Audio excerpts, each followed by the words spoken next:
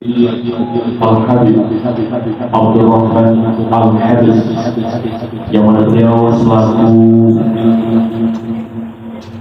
Ketua Yayasan Al-Jubir Jakarta Indonesia, dan beliau juga yang bergerak untuk menutup doa pada acara kita pada hari ini. Dan kepada beliau waktu dan tempat majlis menjemput serta mempersilakan.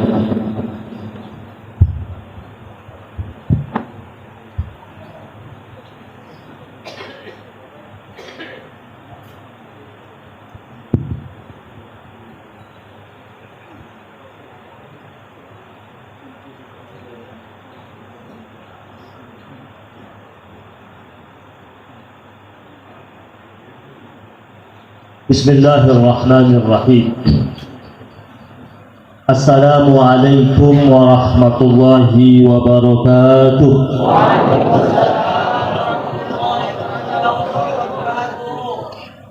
Sudah ngantuk?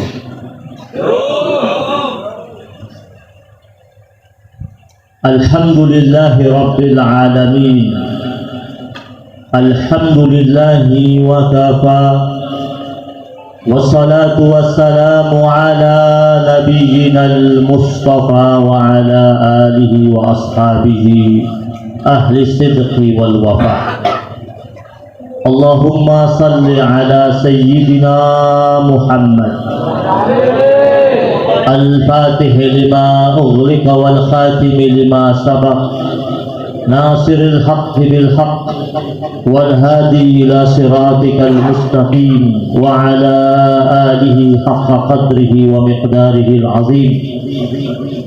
Subhanaka la ilma lana illa ma 'allamtana innaka antal alimul hakim. Subuhun qudusun rabbuna wa rabbul malaikati war ruh. Yang sama-sama kita hormati dan kita cintai para habaib, para alim ulama, para asatizah, para sesepuh, para tokoh masyarakat yang hadir pada kesempatan kali ini, serta segenap pengurus daripada Ikatan Perhimpunan Warga Madura yang ada 37 ya? 37 sudah 37. Ini kalau dikumpulkan semua nggak cukup ini tempat. Alhamdulillah yang hadir saat ini adalah pimpinan-pimpinannya, Masya Allah. Dan kita doakan semoga perhimpunan keluarga besar daripada orang-orang dari Madura diberkahi oleh Allah Subhanahu wa Ta'ala. Segala macam bentuk cita-citanya yang diharapkannya dikabulkan oleh Allah Subhanahu wa Ta'ala. Hajatnya dipenuhi oleh Allah Subhanahu wa Ta'ala. Serta muslimin muslimat yang dimuliakan Allah Subhanahu wa Ta'ala.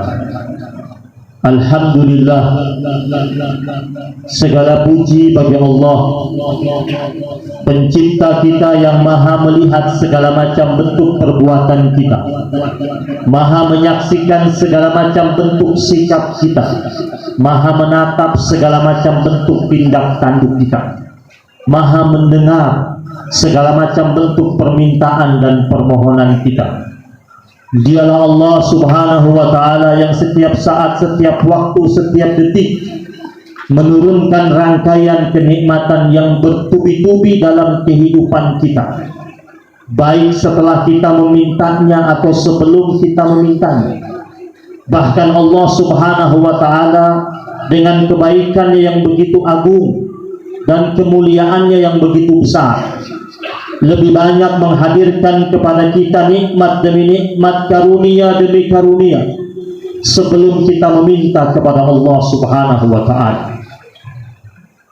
Dan tentu sebagai hambanya, yang patut kita lakukan sepanjang hidup kita adalah mempersembahkan dan menghadirkan rasa syukur kita yang paling tinggi kepada Allah, dan keimanan kita yang paling kuat juga hanya untuk Allah Subhanahu wa Ta'ala.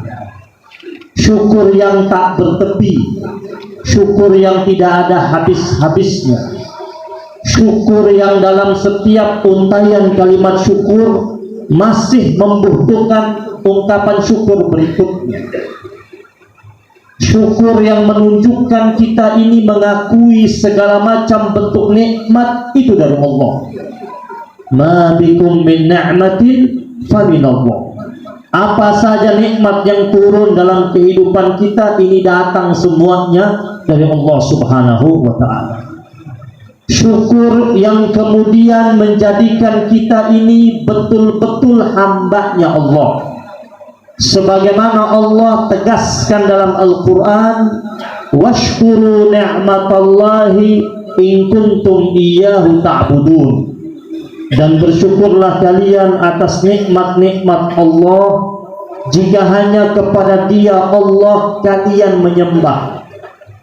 Jadi potret atau gambaran penghambaan kita kepada Allah itu dilihat dari bagaimana kita bersyukur kepada Allah Subhanahu wa ta'ala.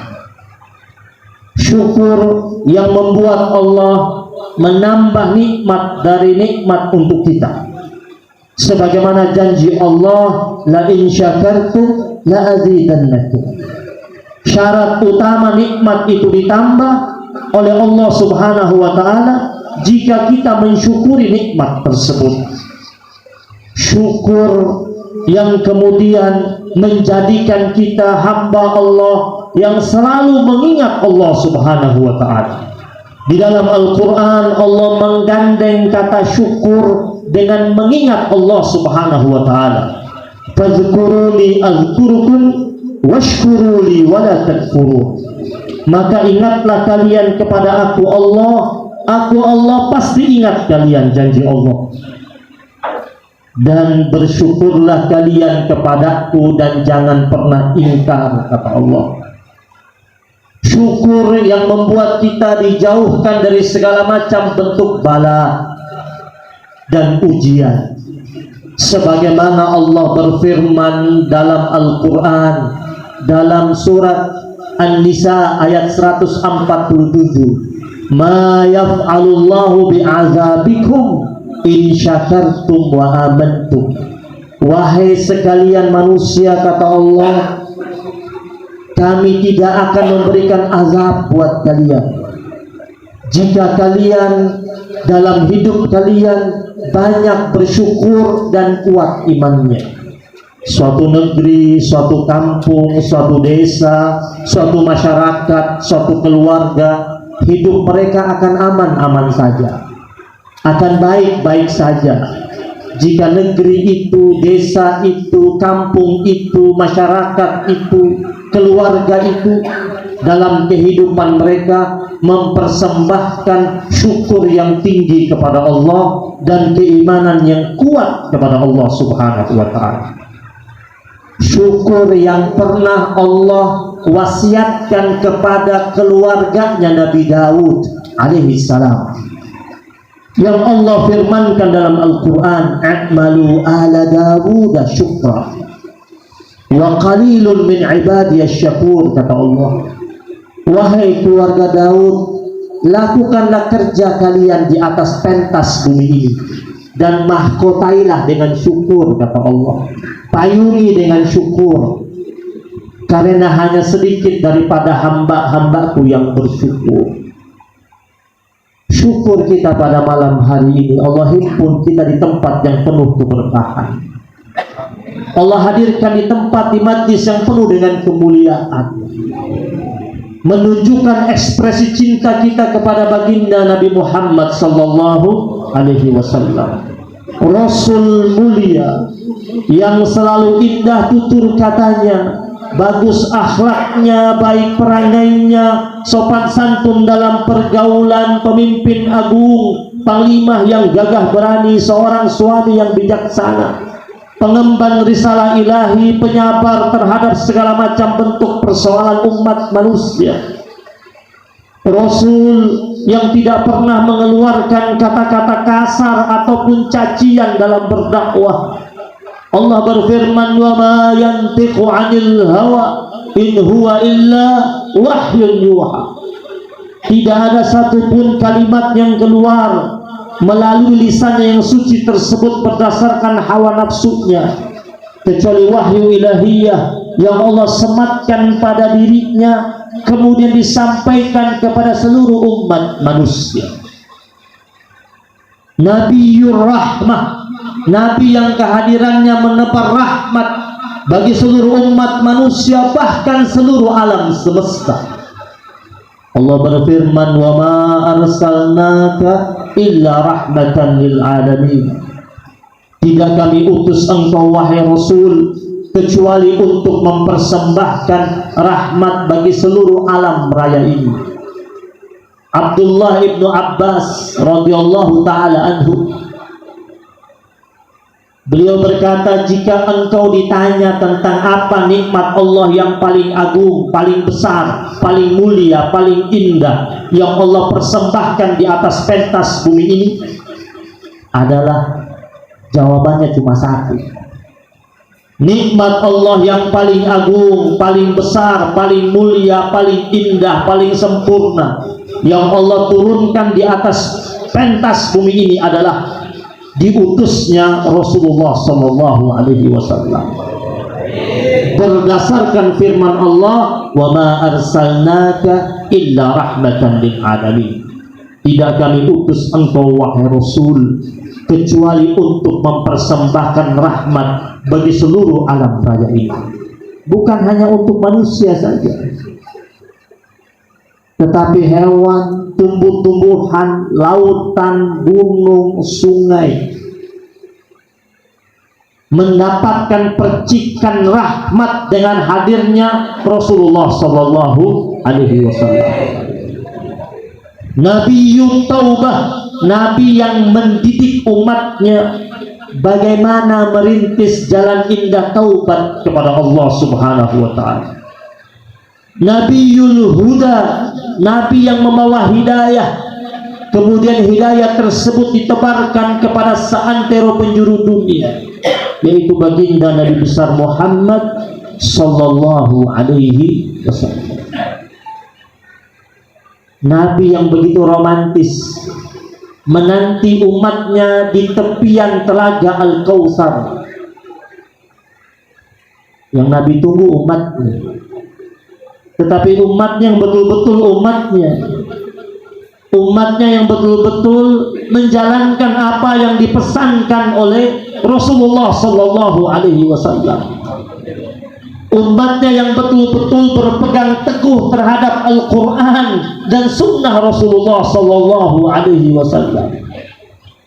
Mari kita perhatikan dalam surat Ibrahim ayat yang pertama. Jelas Allah berfirman, Alif Lam Ra, kitabun anzalnahu ilaika litukhrijan nasa minaz zulumati ilal nur bi'izni rabbihim ila siratil azizil hamid. Allah jelaskan kepada Rasulullah sallallahu alaihi wasallam tentang Al-Quran yang dibawa oleh Nabi Muhammad sallallahu alaihi wasallam, yang saat ini sampai kepada kita sebagai umatnya, yang menjadi pedoman hidup kita.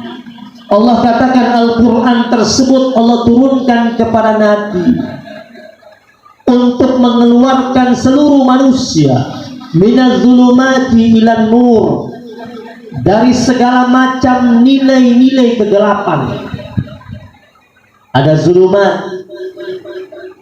jamak komunal bentuknya, segala macam nilai kegelapan, ilan nur, menuju satu titik cahaya kebenaran, menuju petunjuk dari Allah Subhanahu wa ta'ala. Makanya Al-Quran kalamullah la ya'tihil batil, firman Allah yang tidak ada unsur kebatilan sedikit pun di dalamnya. Man qala bihi sadaq, siapa saja yang berbicara dengan menggunakan Al-Quran harus kita yakin, harus kita percaya. Walaupun dia seorang penjahat, buronan, tapi kalau dia katakan qala Allah Ta'ala, kita harus percaya. Kita percaya bukan sama orangnya, kita percaya sama Al-Quran yang dia ucapkan. Wa man hakama bihi adl, siapa saja yang menegakkan hukum dengan menggunakan Al-Quran, dia pasti dapat menegakkan keadilan. Wal mutamassikuna bihi najun faizun, yang berpegang dengan Al-Quran dia akan selamat, dia akan mendapatkan kemenangan dan dimenangkan oleh Allah Subhanahu wa Ta'ala. Wal mu'ariduna anhu khasirun, tetapi yang berpaling dari Al-Quran dia bakal rugi. Jemaah yang dirahmati Allah Subhanahu wa Ta'ala, kita tentu bahagia menjadi umatnya Nabi Muhammad sallallahu alaihi wasallam. Tetapi bahagia saja tidak cukup. Kita harus mengekspresikan kebahagiaan tersebut. Banyak di antara kita mengatakan cinta kepada Rasul, tetapi ucapan kata-kata cinta tidak cukup. Ribuan kali orang mengucapkan kata cinta tanpa ada aksi, maka itu bukan cinta. Ada seorang pujangga, dia membaca syair tentang cinta selama 1 jam, maka cintanya cuma 1 jam. Ketika syair itu berakhir pula cinta tersebut. Ketika ada orang mengatakan dia mencintai Rasulullah sallallahu alaihi wasallam, lagi ditunggu buktinya mana? Cinta itu butuh aksi, dan mencintai Allah dan Rasul itu satu paket, nggak bisa dipisahkan. Kita mengatakan kita mencintai Allah, pasti kita mencintai Rasulullah Sallallahu Alaihi Wasallam, dan kita mengatakan kita mencintai Rasul, sudah pasti kita harus mencintai Allah Subhanahu wa Ta'ala. Karena dalam Al-Quran, rangkaian patuh kepada Allah dan patuh kepada Rasul itu bersamaan. Ada adab-adab kepada Nabi yang Allah wajibkan dalam Al-Quran. Mari kita lihat dalam surat Al-Hujurat ayat yang pertama. Allah berfirman, ya ayyuhalladzina amanu la tuqaddimu baina yadayillahi wa rasulih. Wahai orang-orang yang beriman, janganlah kalian mendahulukan diri kalian ketimbang Allah dan Rasul-Nya. Artinya kita sebagai hamba Allah yang beriman, jika dihadapkan dengan pilihan Allah dan Rasul-Nya, atau hartanya kita, atau keluarganya kita, atau pasangan hidup kita, atau kerabat kita, atau anak kita, maka yang kita pilih siapa? Allah dan Rasul. Hadis Nabi juga mengatakan itu, la yu'minu ahadukum hatta akuna ahabba ilaihi min walidihi wa waladihi wan nasi ajma'in, atau kama qala Rasulullah sallallahu alaihi wasallam. Tidak beriman seseorang sampai aku Rasulullah lebih jauh dia cintai ketimbang orang tuanya, anaknya, atau seluruh manusia. Dahulu para sahabat-sahabat Nabi telah menunjukkan cinta mereka kepada Rasul dengan gaya yang berbeda-beda, yang bermacam-macam, dan tidak ada yang mengatakan lebay. Oh, lebay, berlebihan, melampaui batas. Karena cinta itu ekspresi. Bahkan Al-Imam Ibnu Qayyim mengatakan, jika engkau berbicara tentang cinta, maka itu tidak akan ada akhirnya, dan jangan pernah engkau mengatakan berlebihan tentang cinta. Karena cinta ini tidak ada kata berlebihan.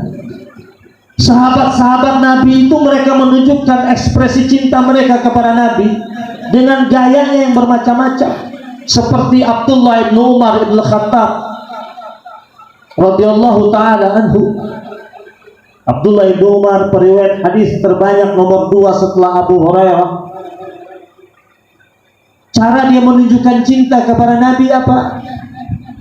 Abdullah bin Umar tidak pernah melewatkan tempat yang pernah disinggahi oleh Rasulullah Sallallahu Alaihi Wasallam.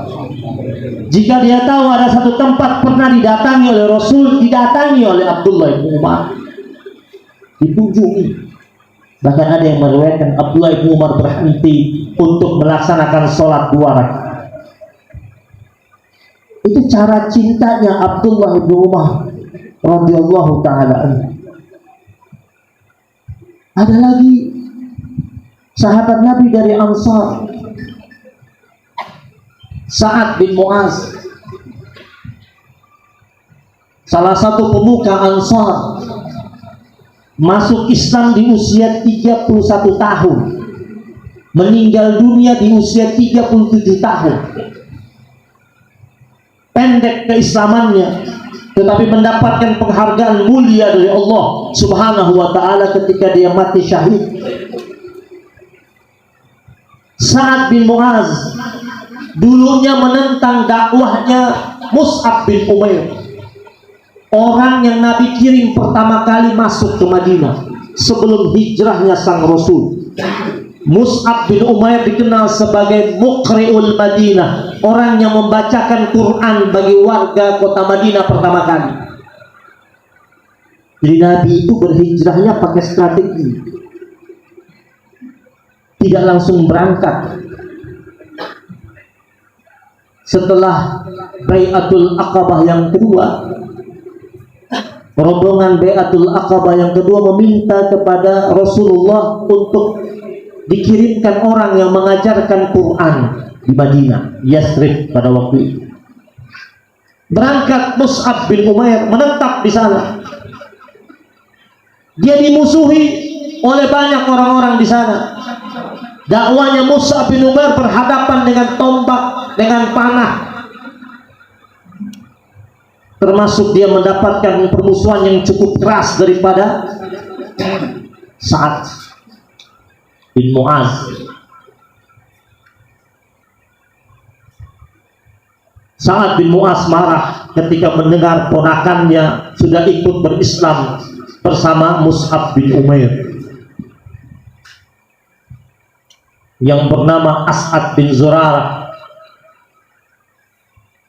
Datanglah Sa'ad bin Mu'az dalam keadaan marah, bawa tombak, naik kuda ke rumah ponakannya. Dia dengar kabar bahwasanya Mus'ab bin Umair sedang di situ, lagi mengajarkan orang-orang tentang Islam. Ketika datang Sa'ad bin Mu'az, dia menatap wajahnya Mus'ab bin Umair, dan Mus'ab bin Umair dengan lembut mengatakan, "Ya Sa'ad, selamat datang, mari turun." Sa'ad bin Mu'az nggak mau turun. Kenapa? Karena orang-orang di situ bilang, jangan sampai ngobrol sama Mus'ab bin Umair. Mus'ab bin Umair orangnya lembut, santun. Siapa yang dengar pembicaraannya langsung tertarik, bisa kelepek-kelepek. Sa'ad bin Mu'az nggak mau ngobrol. Dia mengatakan, enggak, saya nggak mau turun, takut dia. Khawatir dia tertarik dengan ucapannya Mus'ab bin Umair. Tapi Mus'ab bin Umair dengan sabar membujuk Sa'ad bin Mu'az, hingga akhirnya dia tancapkan tombaknya di tanah. Dia turun dari kudanya, dia duduk berhadapan dengan Mus'ab bin Umair. Dia katakan, ngobrol jangan panjang-panjang. Ternyata baru beberapa kata yang diucapkan oleh Mus'ab bin Umair sambil mensitir firman Allah Subhanahu wa ta'ala, langsung Sa'ad bin Mu'az tanya kamar mandi di mana. Ketika dia tanya awalnya kepada Mus'ab bin Umair, di agama kalian kalau orang mau masuk Islam ngapain? Mandi besar.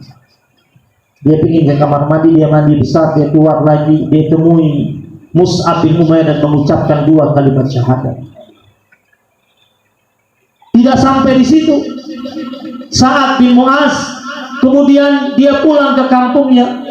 Dia temui warga-warganya, dia katakan, kalian kenal siapa saya? Ya, kami kenal kau Sa'ad bin Mu'az, pemimpin kami, panutan kami. Tidak ada nasihat yang disampaikan oleh engkau kecuali kami ikuti. Kalau kata Sa'ad, baik kalau kalian tahu saya pemimpin kalian, maka dengar kata-kata saya. Tidak ada di antara kalian yang boleh berbicara dengan saya kecuali telah mengucapkan 2 kalimat syahadat. Semuanya diam. Ini orang tadinya musuhnya sama Mus'ab bin Umair. Kok sekarang kita tidak boleh ngobrol sama dia kecuali sudah mengucapkan 2 kalimat syahadat? Ada satu orang laki-laki berusaha untuk bertanya, kata Sa'ad bin Mu'az, kau mau bertanya tidak boleh. Tidak boleh ada yang ngobrol sama saya, berbincang-bincang dengan saya kecuali sudah mengucapkan 2 kalimat syahadat. Menurut riwayat, belum sampai waktu maghrib, seluruh warganya Masjid Sa'ad bin Mu'az sudah memeluk agama Islam semua, masuk Islam. Sa'ad bin Mu'az begitu sangat mencintai Rasulullah sallallahu alaihi wasallam. Ketika Nabi masuk Madinah dan menetap di Madinah, kemudian setelah itu ada panggilan jihad. Di panggilan jihad itu baru muncul ketika Nabi sudah tinggal di Madinah. Jadi 13 tahun Nabi berdakwah di kota Mekah, itu Nabi menguatkan nilai-nilai tauhid dan akidah. Belum ada panggilan jihad. Nabi mantapkan dulu nilai-nilai tauhidnya, nilai-nilai imannya. Maka ketika Nabi sudah berada di Madinah, maka yang menetap dan tinggal di Madinah antara orang-orang Muhajirin dan orang-orang Ansar sudah dipastikan mereka adalah orang-orang yang sudah mantap imannya, sehingga ketika panggilan jihad itu datang, mereka menyambutnya tanpa banyak pertanyaan. Walaupun nanti di kemudian hari muncul percikan-percikan munafik di Madinah. Nabi pertama kali ketika mau perang Badar, Nabi kumpulkan orang-orang Muhajirin, orang-orang Ansar, kepala-kepala sukunya Nabi kumpulkan. Dari Muhajirin hadir Abu Bakar As-Siddiq radhiyallahu taala anhu, hadir pula Umar bin Khattab. Dari kalangan Ansar hadir diantaranya Sa'ad bin Mu'az. Ini besok mau perang nih, perang Badar. Lalu Rasul tanya sama orang-orang Muhajirin, dari kalangan Muhajirin, pemimpin-pemimpinnya. Nabi tanya sama Abu Bakar As-Siddiq. Abu Bakar As-Siddiq radhiyallahu taala anhu mengatakan begini dan begini, begini dan begini, kasih pendapatnya. Nabi tanyakan lagi kepada Umar bin Khattab radhiyallahu taala anhu. Umar bin Khattab memberikan pandangannya dan pendapatnya. Lalu Nabi Muhammad sallallahu alaihi wasallam beralih kepada Sa'ad bin Mu'az. Nabi tanyakan, ya Sa'ad, apa pendapatmu dari orang-orang Ansar? Apa kata Sa'ad bin Mu'az? Ya Rasulullah, engkau tanyakan kepada kami orang-orang Ansar? Ya, kata Nabi. Ya Rasulullah, jika engkau harus pergi ke gunung yang terjal, yang banyak bebatuan tajam dan menyakitkan, ataupun engkau harus terjun ke laut yang begitu dalam, kami orang-orang Ansar tidak bakal meninggalkanmu, wahai Rasul. Ya Rasulullah, kami orang-orang Ansar tidak akan berkata kepadamu seperti dahulu orang-orang Bani Israel berkata kepada Musa alaihissalam ketika mereka diajak untuk berangkat perang. Dahulu orang-orang Bani Israel ketika diajak oleh Musa alaihissalam berangkat pergi perang, mereka bilang sama Nabi Musa, pergilah engkau wahai Musa bersama Tuhanmu untuk berperang, kami hanya duduk-duduk di sini saja. Itu orang-orang Bani Israel. Tapi kami ya Rasulullah, orang-orang Ansar akan mengatakan kepada engkau wahai Rasul, mari pergi bersama kami dan kami akan berperang bersama engkau sampai titik darah penghabisan. Ini ucapan siapa? Sa'ad bin Mu'az. Bayangkan orang-orang Ansar itu menyambut Nabi dan orang-orang Muhajirin dengan cinta. Nabi datang sama sahabat-sahabatnya. Sahabat-sahabat Nabi yang datang masuk ke Madinah waktu itu kebanyakan tidak bawa apa-apa, harta mereka tertinggal di sana, aset mereka tertinggal di sana. Abdurrahman bin Auf kaya raya di Mekah, tapi tertinggal semua di sana. Berangkat masuk Madinah tidak bawa apa-apa. Bahkan orang-orang Ansor rela memberikan apa yang milik mereka miliki kepada orang-orang Muhajirin atas nama apa? Cinta. Ada saudagar kaya di Ansar waktu itu, namanya Sa'ad bin Rabi, kaya raya, hartanya melimpah. Dia malah mengumumkan dirinya, saya Sa'ad bin Rabi, orang kaya di kota Madinah. Siapa yang perlu duit? Zaman sekarang ada nggak kayak begitu? Kita punya teman nih, sama-sama usaha, sama-sama kaya sama dia. Terus tiba-tiba usaha kita jatuh. Kita ketika datang ke rumah dia, datangnya sebenarnya bukan mau pinjam duit, datang bertamu biasa. Baru duduk di rumah dia, teh belum keluar, dia udah bilang, memang zaman lagi susah, saya juga lagi sulit. Padahal kita lagi nggak mau pinjam duit sama dia. Dia udah takut duluan. Lihat orang-orang Ansor, orang-orang Muhajirin nggak minta bantuan, datang memang datang berhijrah, ikut apa perintah Rasul Shallallahu Alaihi Wasallam. Tapi Sa'ad bin Rabi, dia perkenalkan dirinya, saya orang kaya, yang perlu apa-apa silakan hubungi saya. Dia pernah nawarkan uangnya kepada Abdurrahman bin Auf. Dia tawarkan asetnya, dia tawarkan lapak dagangnya kepada Abdurrahman bin Auf, yang baru dia kenal waktu itu. Dia sering dengar namanya saudagar yang suka berniaga, belanja di negeri Syam, bawa ke Mekah. Baru kenal namanya. Tetapi Abdurrahman bin Auf juga tidak aji mumpung tuh, nggak langsung terima.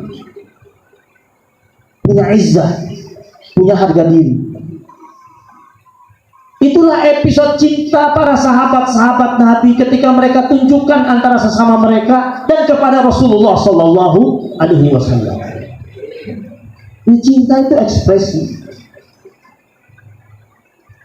Kadang-kadang kita lihat orang yang sedang mengekspresikan cintanya, kita kaget-kaget kan? Gak usah kaget, itu gaya dia mengekspresikan cinta. Contoh, ini ada laki-lakinya tinggal di daerah apa namanya? Pantai Dalam. Cowoknya tinggal di Pantai Dalam. Pacarnya tinggalnya di Gombak. Jauh nggak? Hah? Jauh ya, lumayan lah. Nih pacarnya di sana, di Gombak. Pacarnya bilang begini, abang, kalau abang sayang nih sama saya, ngapelnya seminggu 5 kali. Seminggu 5 kali suruh datengin. Masih pacaran nih. Tapi karena cinta didatengin nggak? Didatengin. Seminggu 5 kali bolak-balik, bila perlu bikin 7 kali. Teman-temannya yang lihat, teman-temannya lihat nih, tiap minggu, tiap seminggu 5 kali berangkat pulang pergi. Kata teman-temannya begini, ente kagak capek? Enggak tuh. Kata temannya, saya yang lihatnya capek. Temannya yang lihat capek. Kata temannya, saya lihat capek. Kok ente nggak capek? Enggak. Udah berapa tahun? 3 tahun. Anak zaman sekarang tuh, dia nggak mau bilang pacaran, ta'aruf. Ente kapan nikahnya? Insya Allah Ustaz, masih ta'aruf. Udah berapa lama ta'arufnya? 3 tahun. Mana ada ta'aruf 3 tahun? Ta'aruf 3 tahun. Ta'aruf itu cuma sebentar. Tapi anak zaman sekarang suka menggunakan istilah-istilah Islami, tapi prakteknya tidak Islami.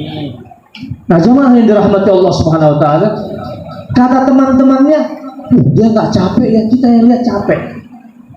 Tapi nanti setelah 3 tahun, tahu-tahu pacarnya bilang, abang kita putus. Saya sudah punya yang lain. Itu badannya langsung patah-patah. Capeknya muncul. Kenapa? Sudah benci.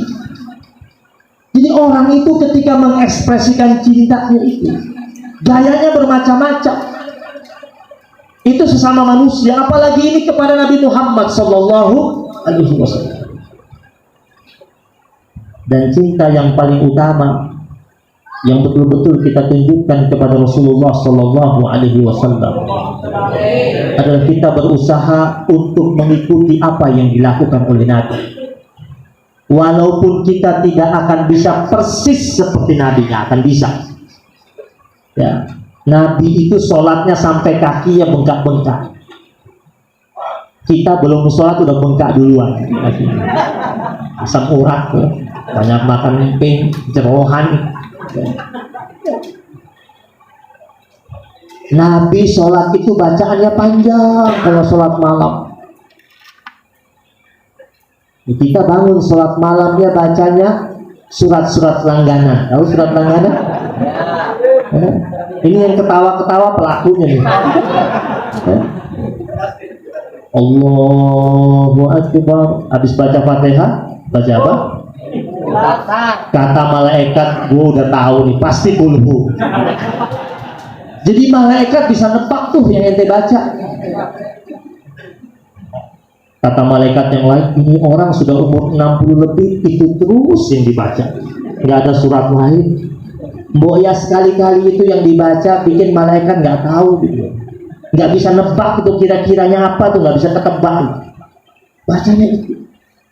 Tapi ala kulal bangun sholat malam, walaupun yang dibaca ayat pendek, tapi ikuti Nabi bangun malamnya. Kalau panjangnya kita tidak akan sekuat Rasulullah Shallallahu Alaihi Wasallam. Nabi sedikit bicaranya, kita dikit-dikit bicara. Nabi sedikit makannya, kita dikit-dikit makan. Nabi sedikit tidurnya, kita dikit-dikit tidur. Nabi sedikit marahnya, kita dikit-dikit marah. Yang penting dikit-dikit. Jemaah yang dimuliakan Allah Subhanahu wa taala, berakhlak kepada Nabi itu perintah Allah. Dalam surat Al-Hujurat itu ayat yang kedua jelas, sampai bicara kepada Nabi saja disuruh merendahkan suara. Ya ayyuhalladzina amanu la tarfa'u aswatakum fawqa sautin nabi. Wahai orang-orang yang beriman, janganlah kalian mengangkat suara kalian di atas suara Nabi. Itu Al-Quran yang ngomong. Maka umat Nabi Muhammad Sallallahu Alaihi Wasallam kalau datang ziarah ke makam Rasul, suaranya pelan, gak usah teriak, gak usah berisik. Ini ayat masih berlaku dan terus berlaku. Ya.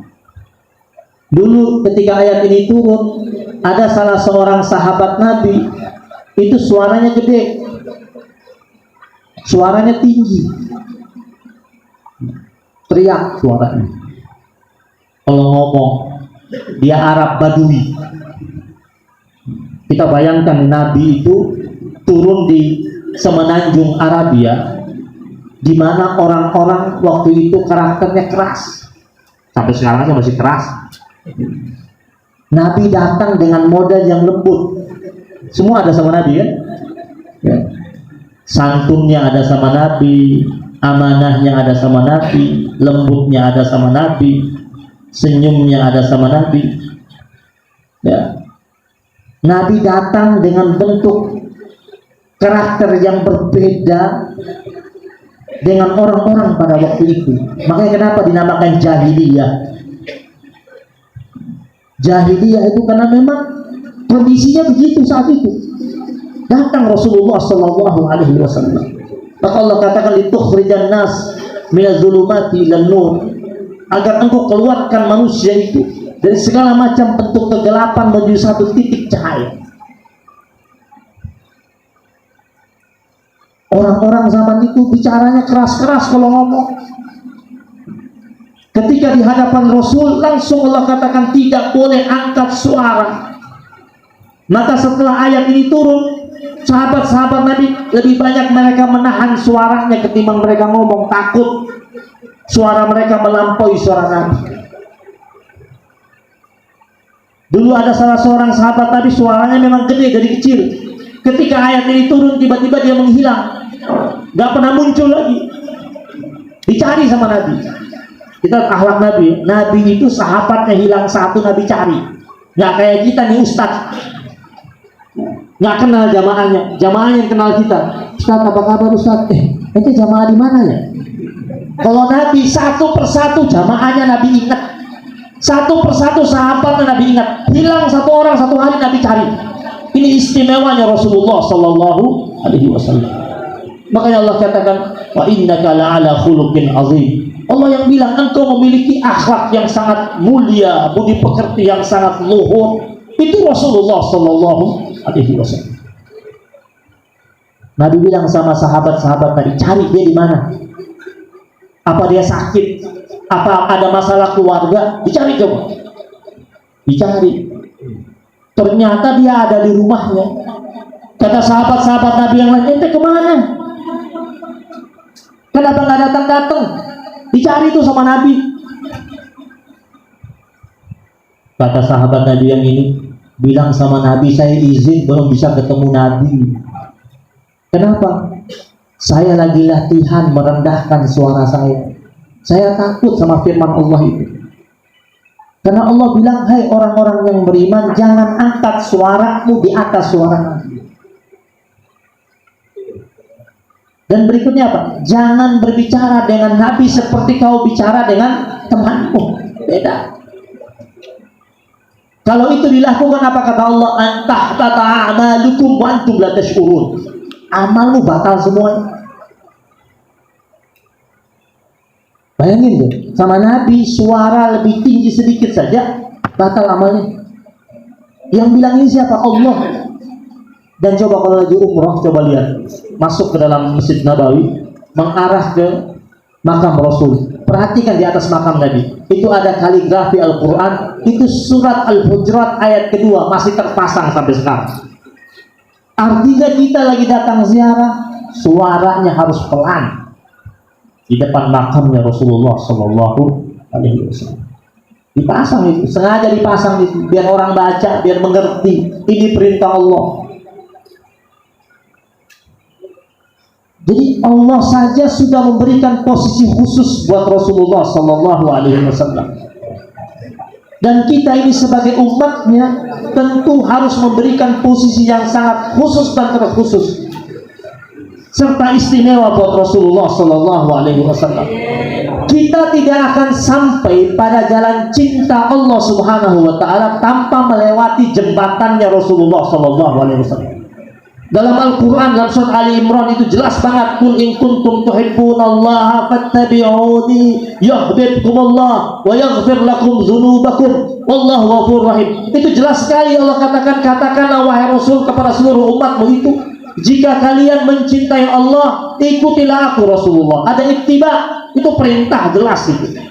Jadi jalan cinta menuju Allah itu jembatan utamanya itu hanya Rasulullah Sallallahu Alaihi Wasallam. Tidak ada jalan cinta yang lain kecuali jalan cinta lewat jembatannya Rasulullah Sallallahu Alaihi Wasallam. Dan kalau itu dilakukan, Allah bilang apa? Yuhibbukumullah. Kenapa enggak Allah bilang yuhibbukumullah? Allah bilangnya yuhibbukumullah karena ada penambahan cinta dari Allah Subhanahu Wa Taala bagi mereka yang telah mengikuti jalannya Rasulullah Sallallahu Alaihi Wasallam. Dan Allah kalau sudah cinta, Allah katakan yaghfir lakum dzunubakum. Kata ulama, tidak ada anugerah Allah yang paling indah, paling mulia, paling agung, paling sempurna, paling besar yang Allah berikan kepada hambanya melainkan pengampunan dari Allah Subhanahu Wa Taala. Allah anugerahkan kita tubuh yang kekar, ada masanya kita lemah. Ya, Allah anugerahkan kita muka yang tampan dan cantik, lambat laun akan berkerut dan berkeriput. Allah anugerahkan kita harta bisa berkurang. Allah anugerahkan kita jabatan bisa lepas. Tapi ketika Allah Subhanahu Wa Taala anugerahkan kita yaghfir lakum dzunubakum, itulah anugerah Allah yang paling besar, paling indah, paling mulia yang Allah berikan kepada hamba-hamba kita. Karena ketika Allah sudah cinta sama kita, cinta Allah berikan kepada kita lewat apa? Pengampunannya Allah Subhanahu Wa Taala.